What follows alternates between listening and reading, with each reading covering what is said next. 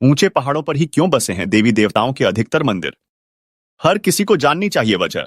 हमारे देश में कई तीर्थ स्थल बसे हुए हैं, लेकिन इन सभी में एक बात कॉमन है कि ये सब पहाड़ों पर बसे हुए हैं। क्या आपके कभी सोचा है कि इसके पीछे की वजह क्या है? आइए जानते हैं। वेदों और पुराणों में बताया गया है कि यह सृष्टि 5 मूलभूत तत्वों जल, वायु, अग्नि, भूमि और आकाश से बनी है। इन तत्वों के देवता भी माने गए हैं, जैसे भूमि के देवता शिव हैं, वायु के देवता विष्णु, जल के देवता गणेश, अग्नि के अग्निदेव और आकाश के सूर्य।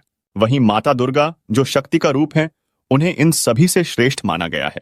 पहाड़ों को धरती का मुकुट और सिंहासन कहा गया है, इसलिए देवी के अधिकतर मंदिर पहाड़ों पर बनाए गए, जिससे यह प्रतीक बन सके कि देवी सर्वोपरि हैं और सिंहासन पर विराजमान हैं।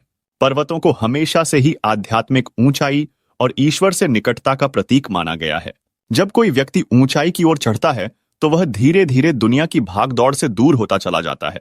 यह दूरी उसे अपने अंदर झांकने और शांत मन से ईश्वर के बारे में सोचने का अवसर देती है। इसी वजह से पुराने समय में ऋषि मुनि भी ध्यान और साधना के लिए पहाड़ों पर जाते थे, जहां वो शांत मन से ईश्वर का ध्यान कर सकते हैं।